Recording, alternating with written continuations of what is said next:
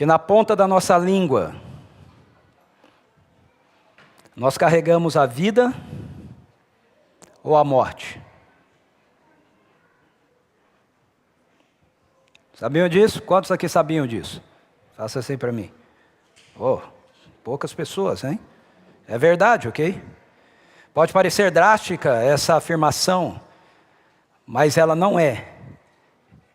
Essa é a realidade.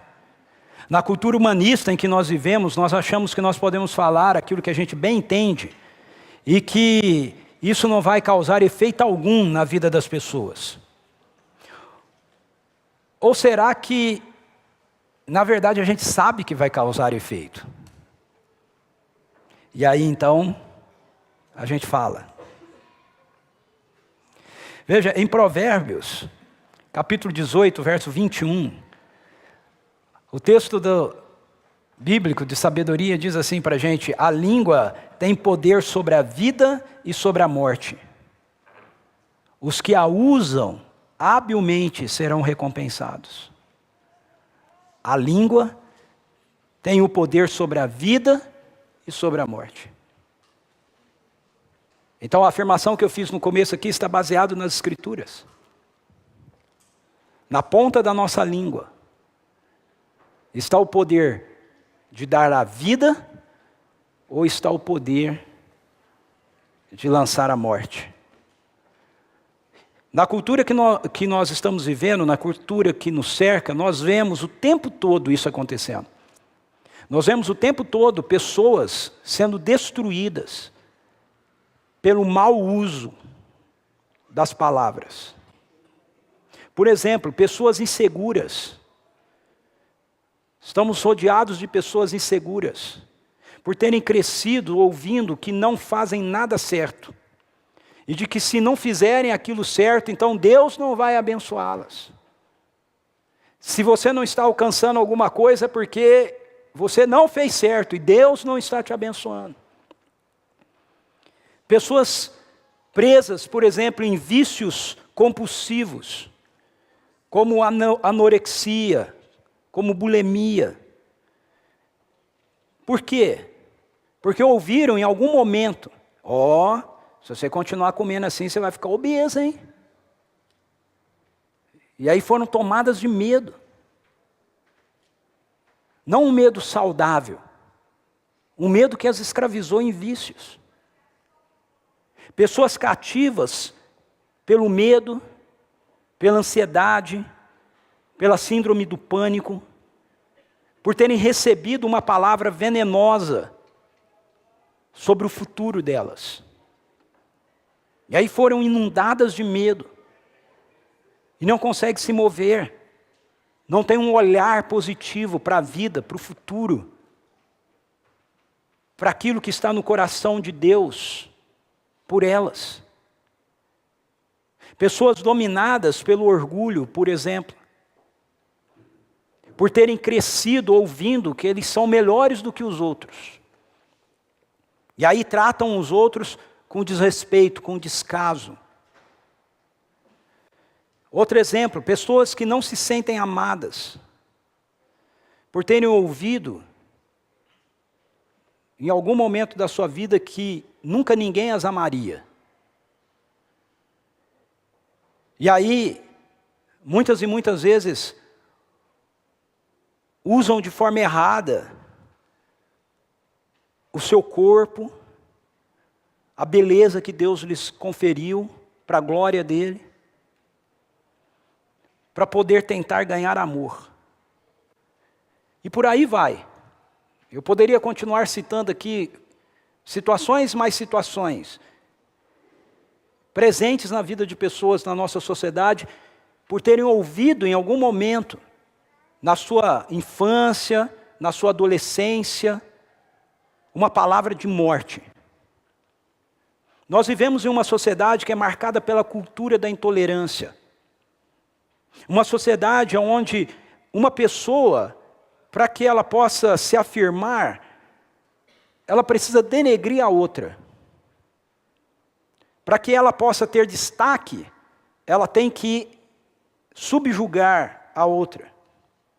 Porque os nossos relacionamentos dentro dessa cultura em que nós vivemos estão baseados na competitividade, estão baseados no utilitarismo. Essa é a cultura que nos cerca. Mas há outra cultura.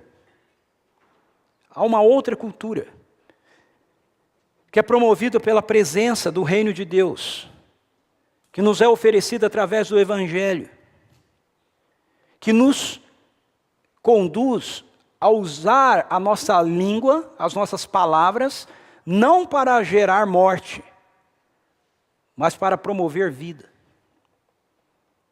Abrir a nossa boca e usar as nossas palavras para abençoar as pessoas, abençoar o nosso mundo. Palavras de bênção é a linguagem da outra cultura que Jesus Cristo nos apresenta. A nossa sociedade nos apresenta palavras de maldição, palavras que destroem. Mas na cultura do céu, a linguagem do céu é uma linguagem de bênção.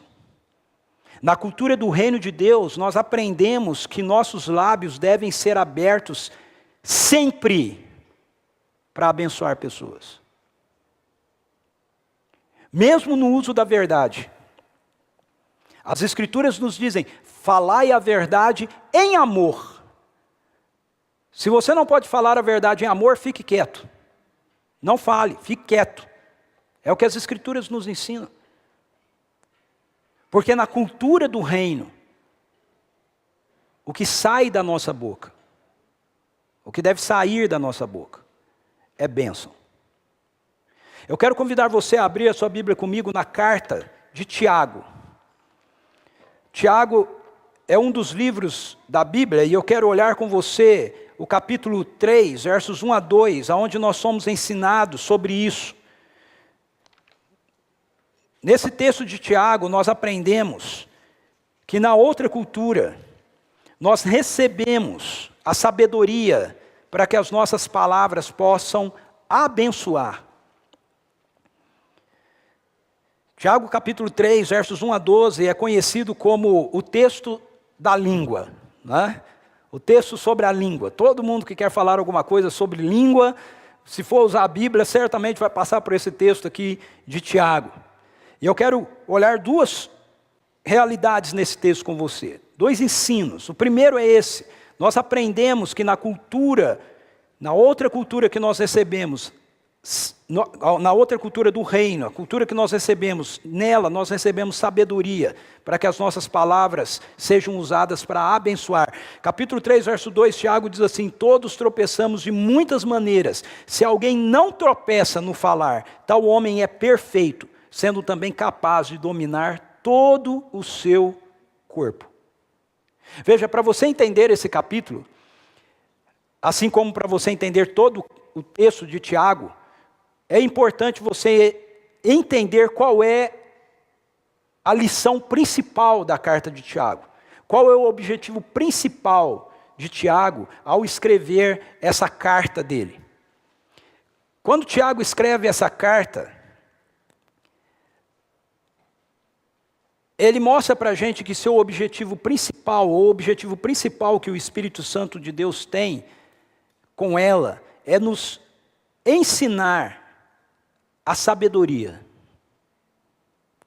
Esse é o propósito da carta. Sem a gente entender esse contexto e esse tema central da carta de Tiago, para que de fato a gente tenha a nossa mente renovada por Cristo, a gente tenha a mente dele, a gente não vai entender o que Tiago está escrevendo aqui nessa parte sobre a língua, e na verdade a gente não vai entender nada da carta de Tiago. Olhe, Tiago capítulo 1, versículo 5, mostra para a gente que o objetivo da carta é esse, o objetivo do Espírito Santo ao inspirar essa carta, é nos ensinar a como é que nós vivemos a nossa vida, a partir da sabedoria de Deus, como é ter uma vida cheia de sabedoria. Tiago 1,5 diz assim, se alguém de vocês tem falta de sabedoria, peça a Deus que a todos dá livremente de boa vontade e lhe será concedida. Se alguém de vocês tem falta de sabedoria, peça a Deus. Todo o texto de Tiago, toda a carta então formulada para nos ensinar a como ter uma vida assim, como ter uma vida de sabedoria. E isso inclui a questão de como é que nós devemos usar as nossas palavras. O que inclui falar como Jesus.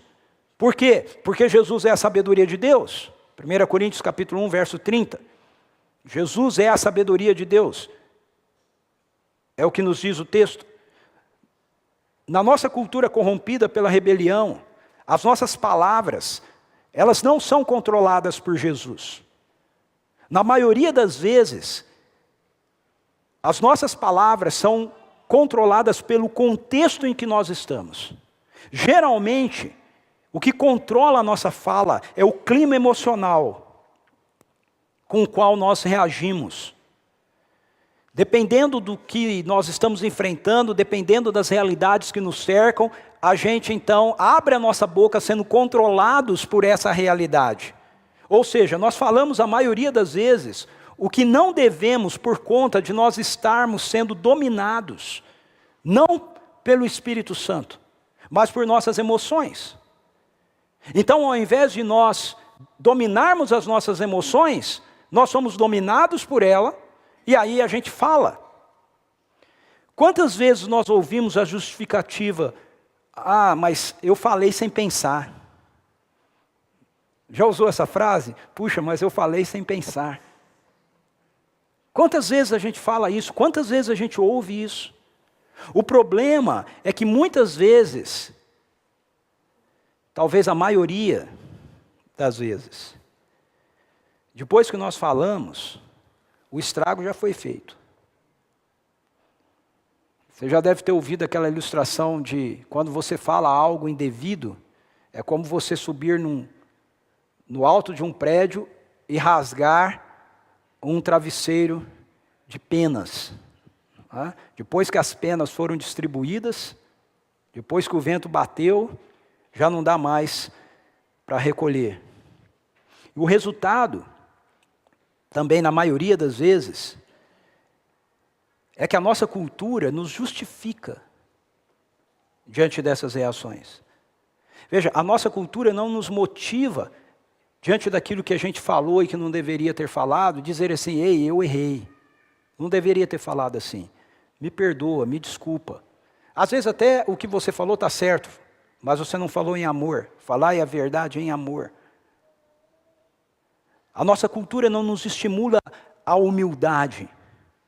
Coisas do tipo, não leva o desaforo para casa. Gritou comigo, grito também. Falou o que não devia, falou o que não devia, vai ouvir também, porque meu ouvido não é pinico. Já ouviu frase assim? Entre outras, são os argumentos que a nossa cultura utiliza, que a nossa sociedade utiliza, nos ensina a utilizar, para a gente justificar palavras que amaldiçoam, fala que amaldiçoa. Mas a outra cultura, a cultura que Jesus nos ensina a viver, nos mostra que nós temos responsabilidade. E o poder, não só a responsabilidade, mas também o poder para controlar o que nós falamos. Para controlar as nossas palavras. Então veja, quando Tiago começa esse texto, como é que ele começa? Ele começa afirmando que não muitas pessoas, entre aqueles ouvintes para quem ele estava escrevendo a carta, deveriam desejar serem mestres. Olha só, ele diz assim, mas irmãos, não sejam muitos de vocês mestres, pois vocês sabem que nós, os que ensinamos, seremos julgados com maior rigor. O que Tiago está dizendo aqui? Deixe-me dizer primeiro o que ele não está dizendo. O que ele não está dizendo que você não deve ensinar, que você não deva ser mestre. Mas como não? Ele acabou de dizer isso.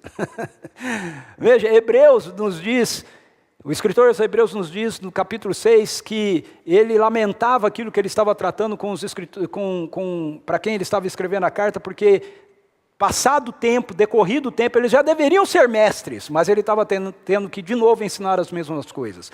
O apóstolo Paulo em 1 Coríntios capítulo 2, capítulo 3, da sua carta, ele fala que ele gostaria de falar aos coríntios como pessoas maduras, mas ele está tendo que falar com eles como crianças em Cristo.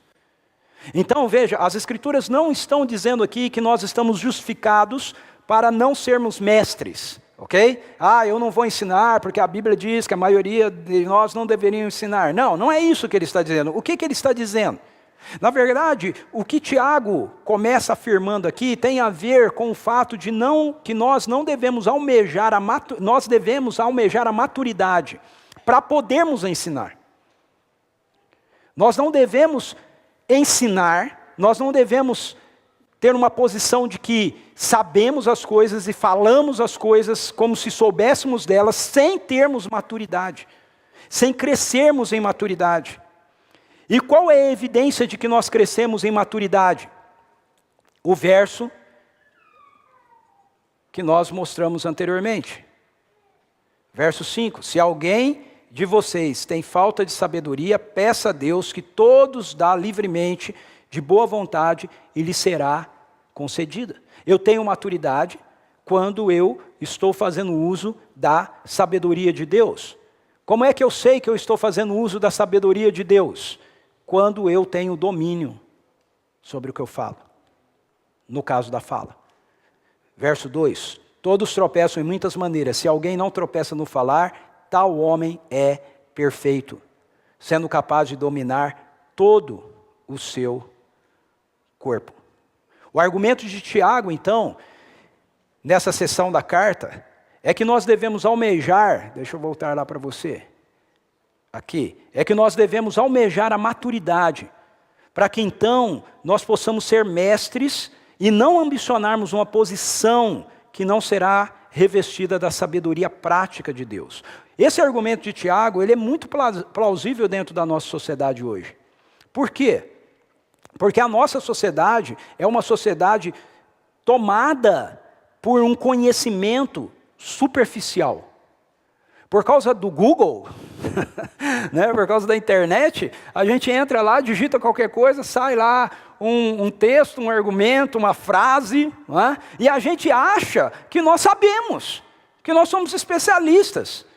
Veja, a questão aqui de Tiago é que ele está escrevendo para um povo judeu, ok? Um grupo de judeus, e essas pessoas, elas sabiam, elas conheciam a lei, mas elas precisavam ter uma experiência profunda com o Senhor da lei.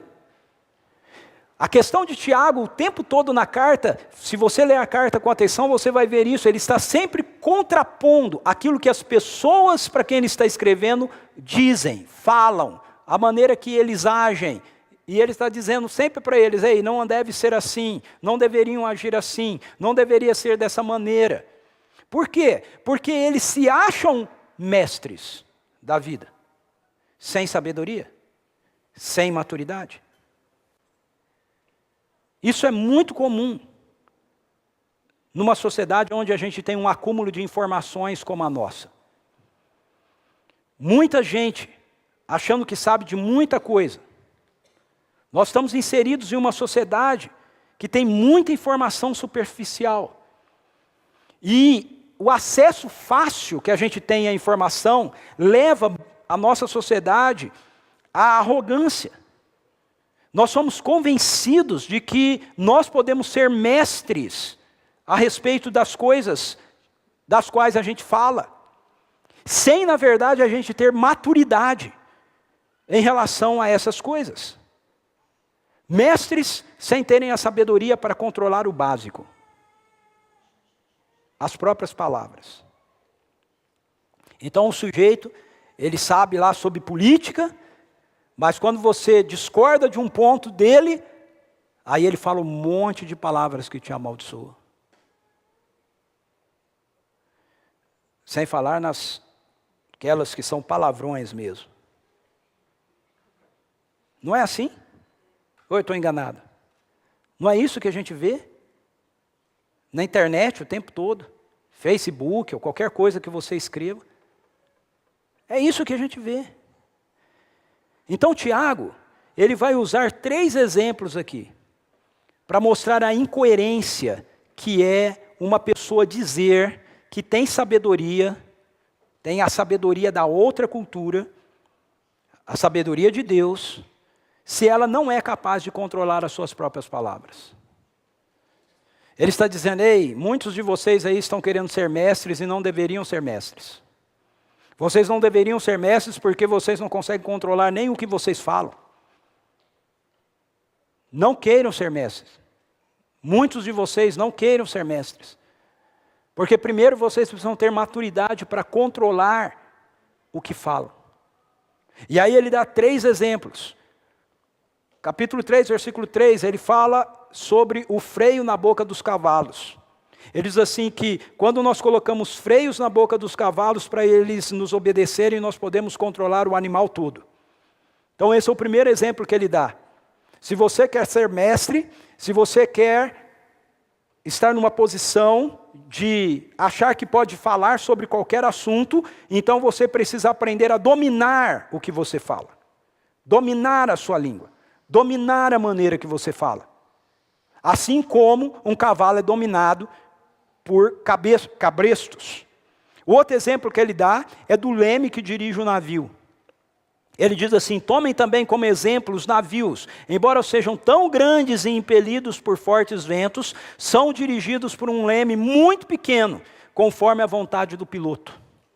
Esse é o outro exemplo. Ah, vocês querem ser mestres? Então, muitos de vocês não deviam estar sendo mestres, porque vocês deveriam estar controlando o órgão menor do corpo de vocês, que é a língua, e vocês não estão controlando. Mas um navio enorme se controla por um leme. Esse é o contraste que ele está fazendo. O terceiro exemplo que ele dá é um exemplo justamente negativo, de quando a gente não tem o controle da língua. Ele fala sobre uma fagulha que incendeia a floresta toda.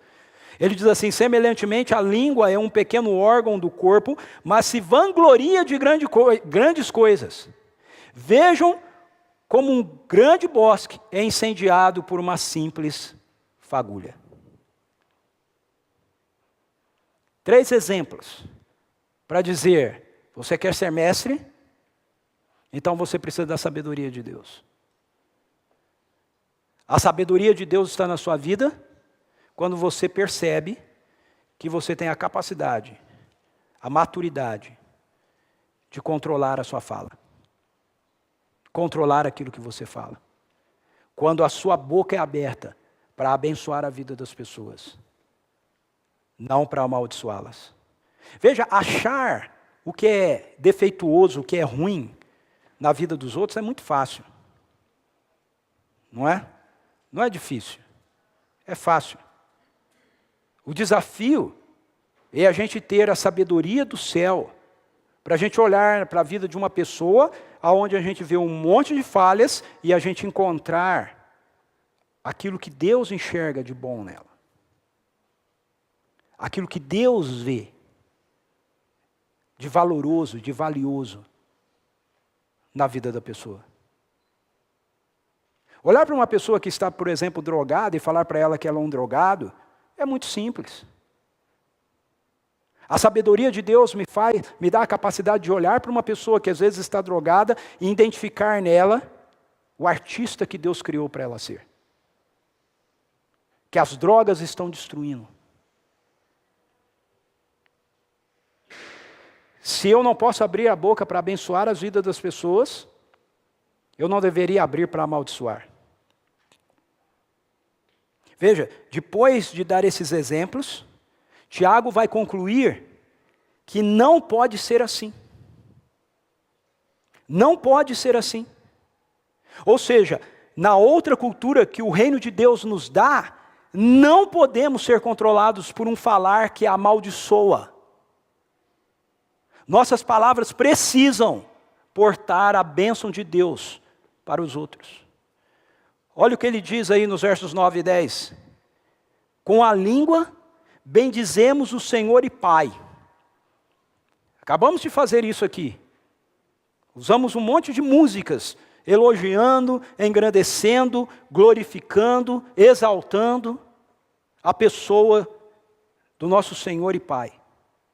Mas aí ele diz assim: e com ela amaldiçoamos os homens feitos à semelhança de Deus. Da mesma boca procedem bênção e maldição. Meus irmãos, não pode ser assim.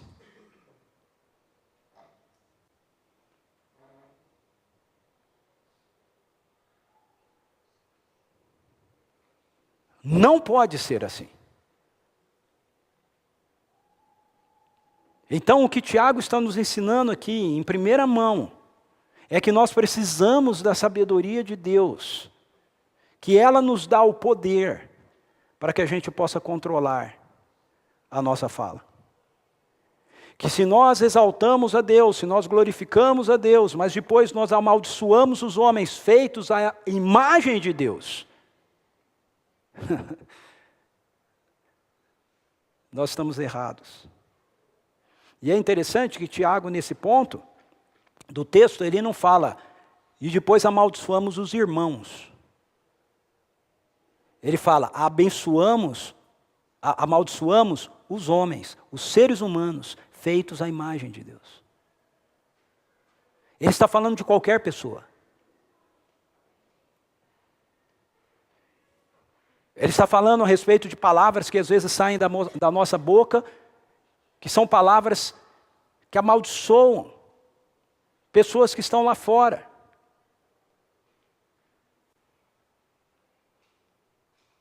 Ele diz, não pode ser assim. Não há a mínima possibilidade de da nossa boca, como seguidores de Jesus, vivendo dentro da cultura do céu, sair palavras que amaldiçoem as pessoas, que as firam. A nossa fala não deve ser controlada pelo ímpeto das nossas emoções. A nossa fala precisa ser controlada pelo poder da maturidade que temos na sabedoria de Deus, que nos é dada através da vida de Jesus. O apóstolo Paulo colabora com isso, quando em Romanos 12, 14 ele diz assim, abençoai os que vos perseguem. Abençoai e não amaldiçoeis. Abençoai os que vos perseguem. Ah, mas aquele meu amigo do trabalho lá, ele vive tentando puxar o meu tapete. Abençoai os que vos perseguem. Não os amaldiçoei. Abençoe-os. Ah, mas aquele cara no trânsito gritou comigo. Me xingou. Abençoe. Não amaldiçoe. Abençoe. Ah, mas aquela vizinha toda vez varre e coloca o lixo, as folhas, toda na porta da minha casa.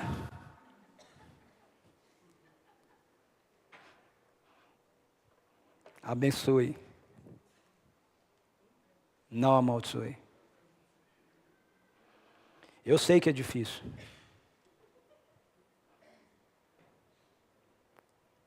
Mas esse deve ser o anseio do nosso coração.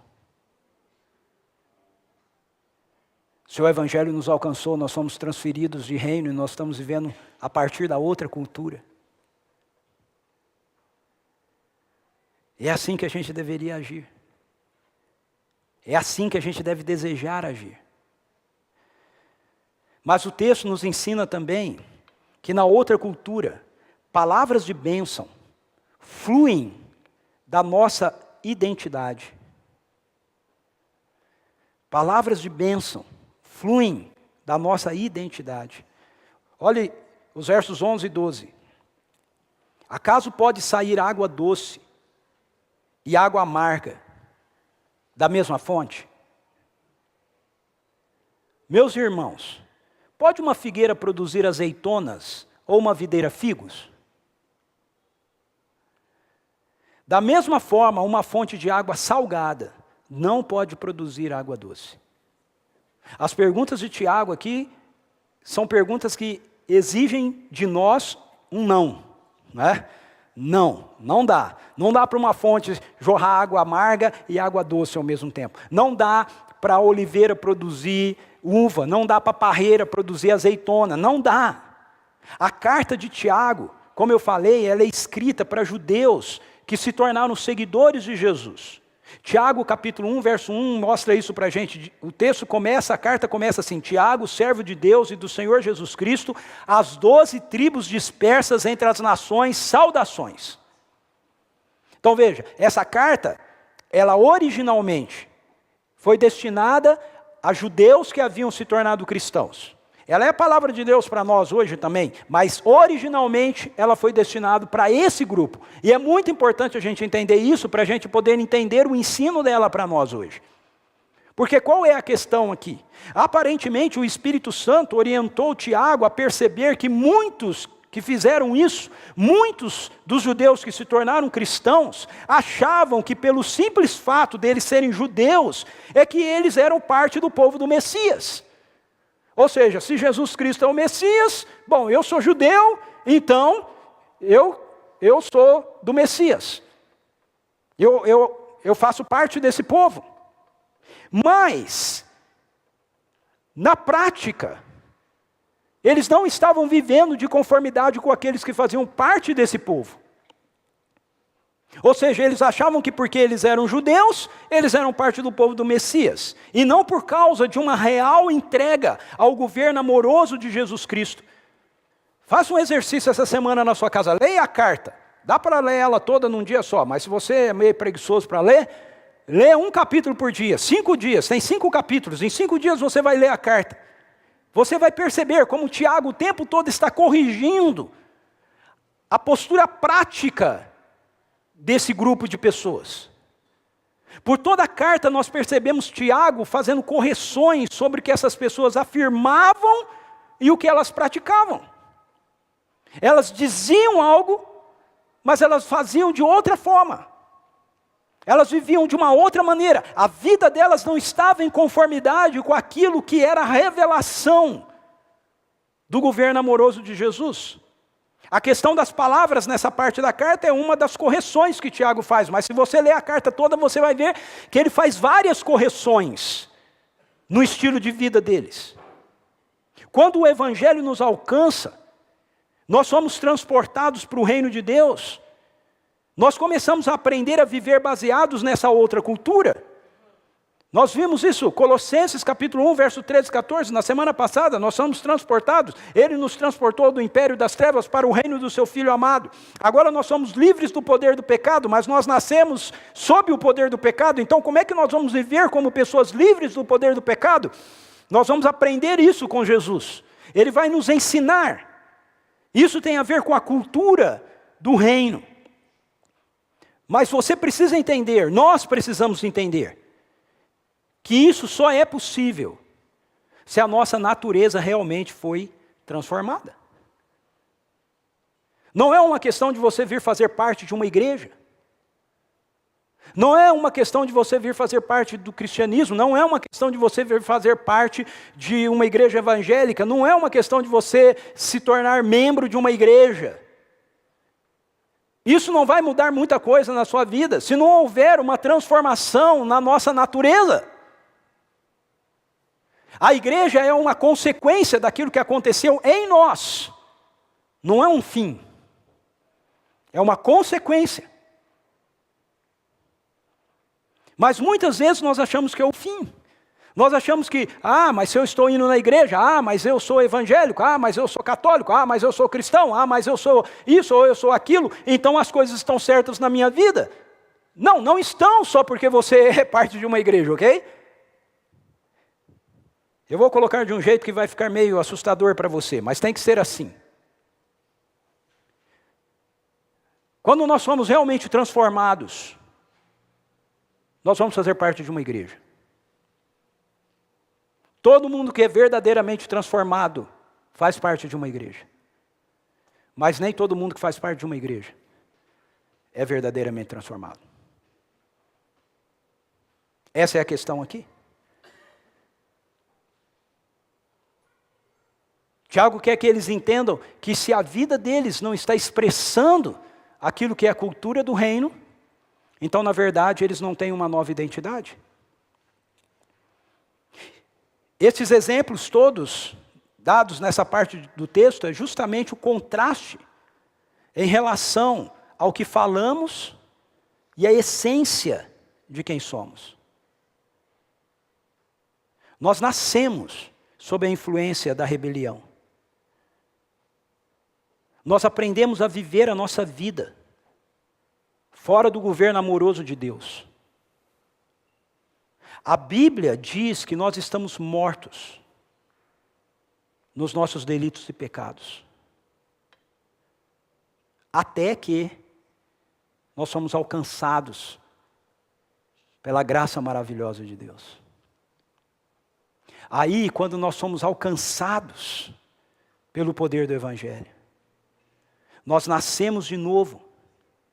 E agora nós estamos vivendo a partir de uma nova natureza.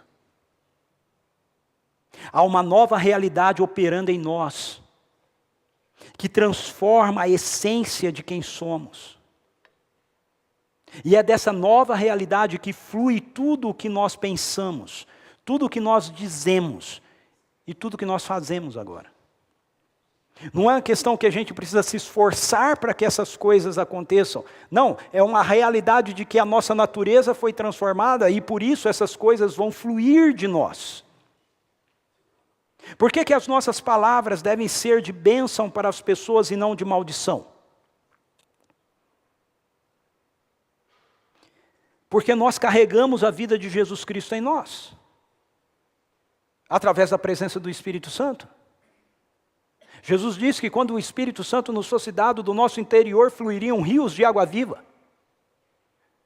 Não pode fluir, não pode jorrar água amarga, porque a água do Espírito é doce.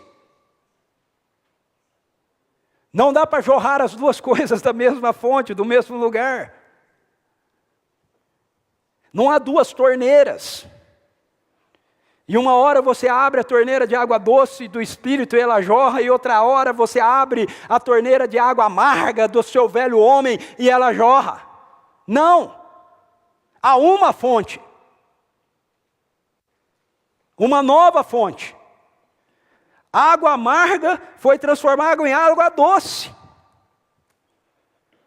Lá no Antigo Testamento nós temos uma experiência assim com Moisés. O povo chega em Mara, onde havia água amarga e não podiam beber, e Moisés joga um ramo na água e a água fica doce e eles podem beber. Veja, ela não ficou meio amarga e meia doce. Ela era amarga e ela ficou doce. Uma pessoa que não tem a vida de Deus nela, não poderá dar nada de Deus para outros. Nada. Mas aqueles que afirmam que se renderam ao Evangelho, passam a ter uma nova natureza. Uma nova natureza que nos leva a ter uma nova maneira de pensar. Porque os nossos pensamentos são renovados pela mente de Cristo. Então, se eu carrego a bênção de Deus em mim,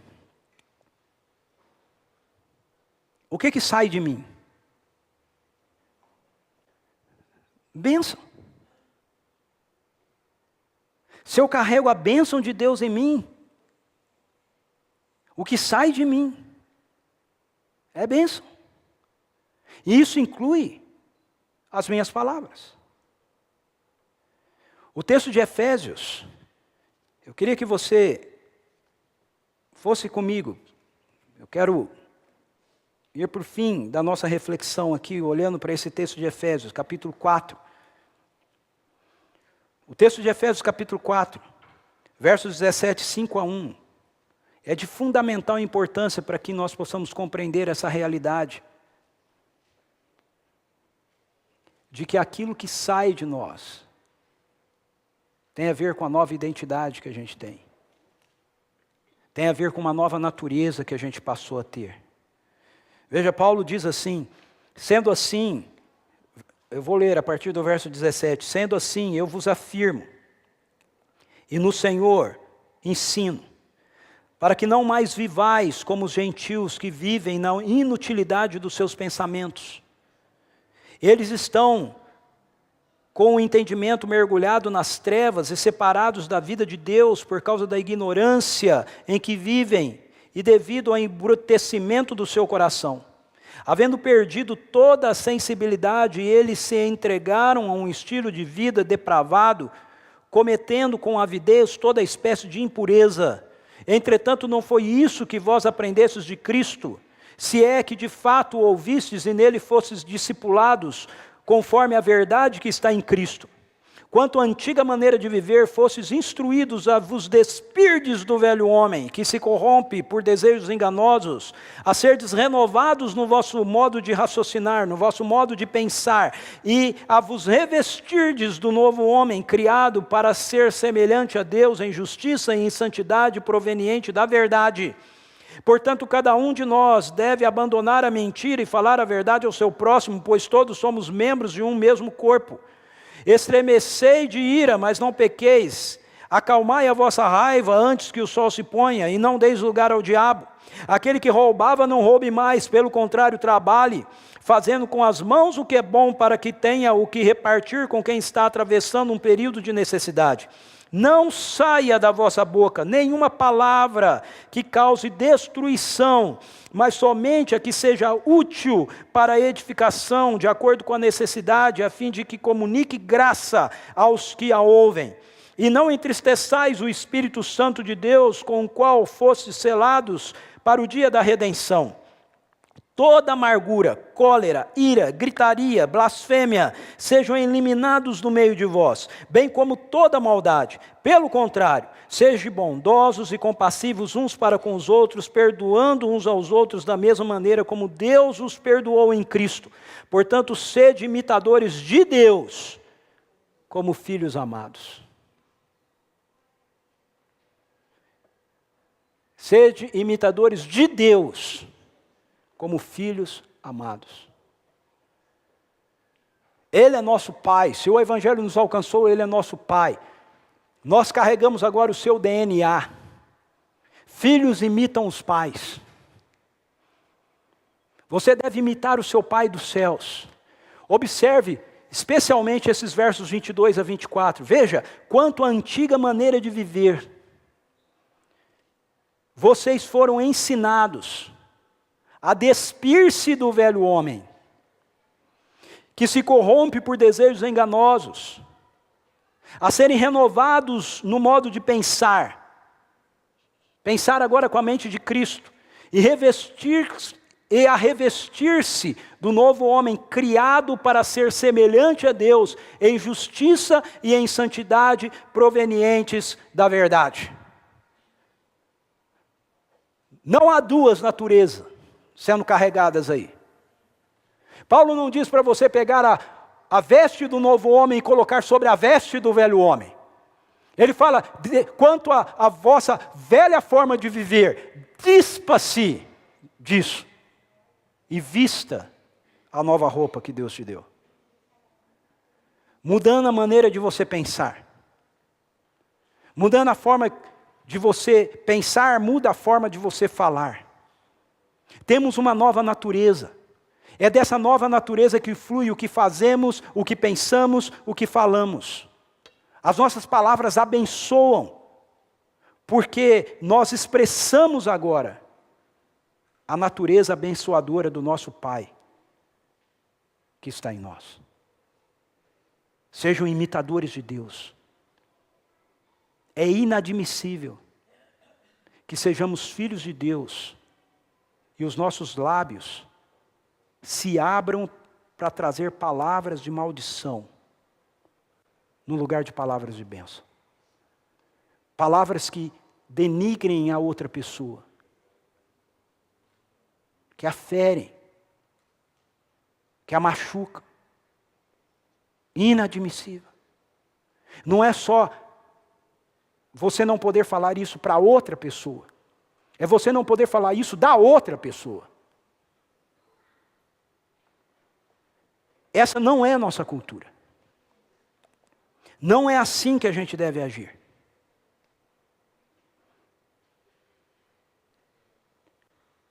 Temos um novo DNA, que vem do nosso Pai.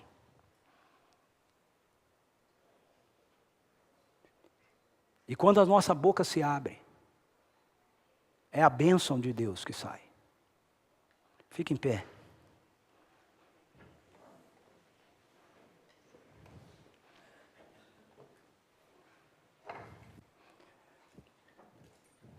Palavra de maldição são palavras que você diz para a pessoa que a fere, que a humilha, que a põe para baixo, que a esmaga. E de novo, você pode dizer assim, mas eu estou falando a verdade, sem amor nenhum.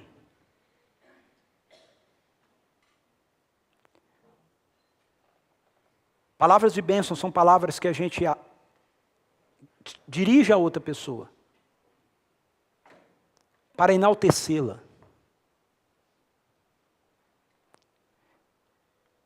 É uma escolha que a gente faz.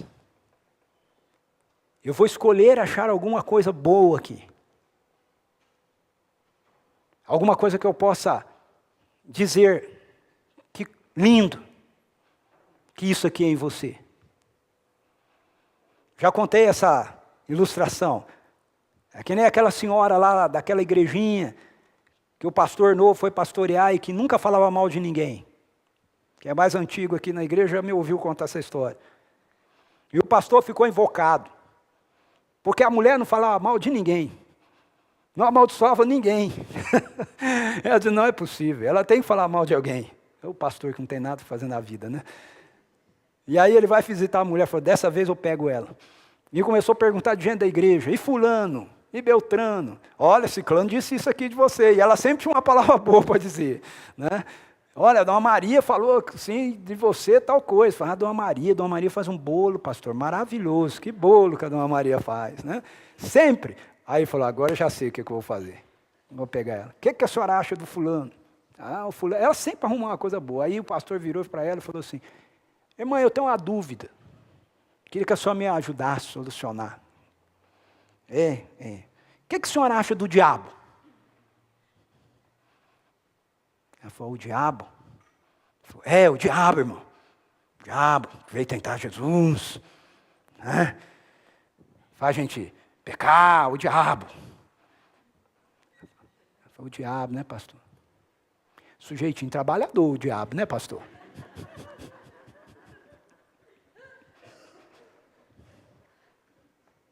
Bênção. Você vai fazer isso agora.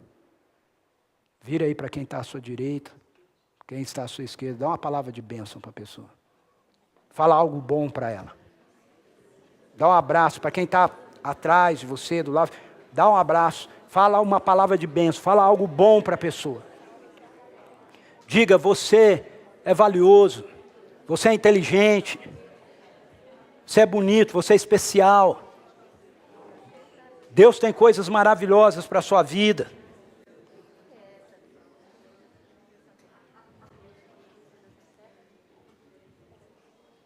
Pode se sentar.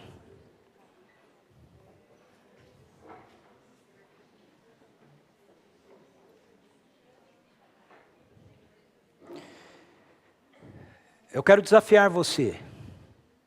Isso é uma questão de decisão na vida da gente. Nós temos poder para fazer.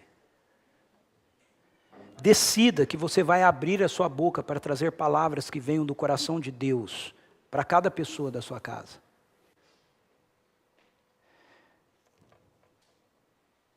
Eu sei, quero começar dentro da nossa casa. Eu sei que as pessoas com as quais a gente mais convive são as pessoas que a gente mais vê defeitos. Escolha palavras de bênção. Mas meu filho é muito nervoso. Então ache alguma coisa positiva nele. Em vez de falar que ele é muito nervoso, fale isso para ele. Durante essa semana, peça que Deus dê a você palavras doces que possam abençoar a vida das pessoas com quem você tiver contato. Peça isso para Ele. Diga, Deus, me dê palavras doces para essa pessoa que eu vou atender agora. Me dê palavras doces para esse garçom que vai me servir agora. Veja, as Escrituras nos dizem, mas quem profetiza o faz para edificação, encorajamento e consolação dos homens. Profetizar é abrir a nossa boca para falar das grandezas de Deus, das coisas de Deus. Há um poder nisso, irmãos, extraordinário. Quinta-feira eu e Suzy fomos para Campos do Jordão. Nós fomos descansar um pouco. O tempo todo nós temos a opção de falar coisas para as pessoas que possam abençoar a vida delas, ou não. Eu tento fazer isso o tempo todo. Eu tive muitas oportunidades de fazer isso. Nós tivemos, nesses dias que nós tivemos ali, com as pessoas que nos atendiam, nos tratavam. Mas eu tive uma experiência interessante com uma delas. Se você já esteve lá, você sabe que quando você vai ali naquela área que tem restaurante, sempre tem umas pessoas que trabalham nos restaurantes e ficam na porta, tentando cativar clientes, né? E elas querem te apresentar o menu e etc. E fizeram isso várias vezes.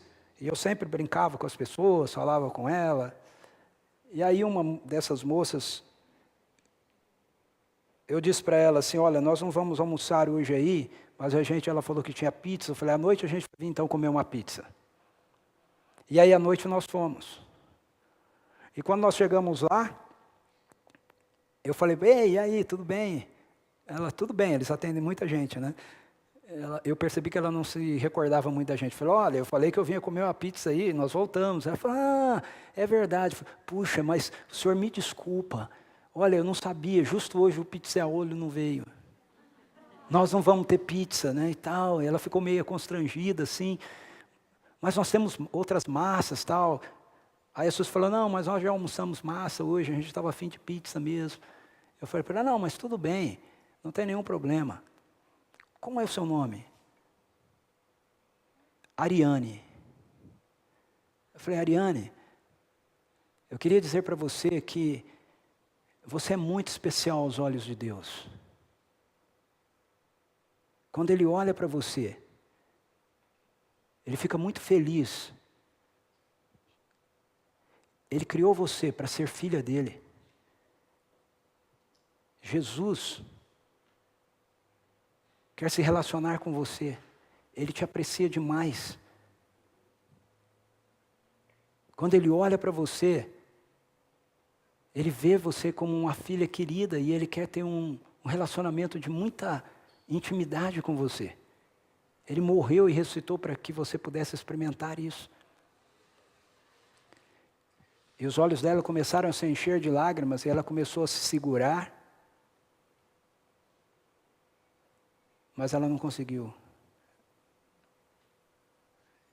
Ela caiu no choro. Na frente do restaurante.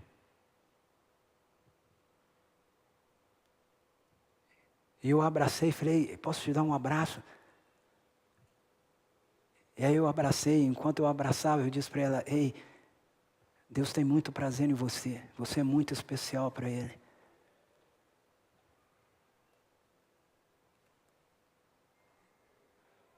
Ontem, nós passamos por ela e eu a cumprimentei e falei, ei, e aí, como passou de ontem? E ela com um sorriso enorme falou assim, muito bem, ei, muito obrigado. Veja, a gente não faz isso para receber obrigado. Há um poder em você, há um poder em mim, nos seguidores de Jesus, que pode transformar o nosso mundo. É a vida de Deus, o amor dEle em nós.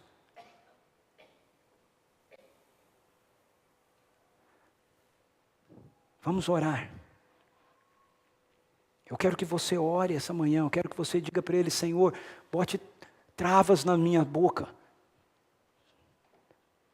Que ela não se abra para trazer palavras que destruam, palavras que amaldiçoam. As pessoas já ouvem muito disso. Quando uma pessoa erra, você não precisa ficar falando para ela que ela errou, ela já sabe que ela errou. Olhe para ela e diga: ei, apesar do seu erro, eu tenho certeza que Deus tem alguma coisa linda e maravilhosa que Ele pode fazer.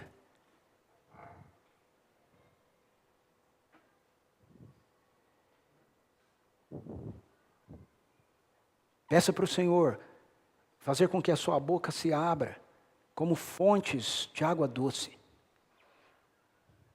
Espírito Santo, vem.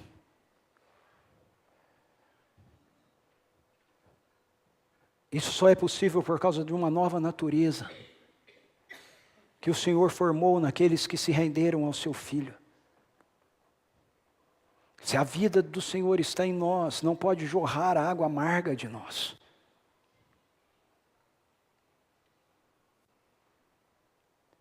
Silencie toda mentira do diabo na nossa mente, que quer ficar fazendo com que a gente justifique posturas, falas, afirmações que na verdade não fazem mais parte da nossa vida. Não temos mais uma velha roupa em nós.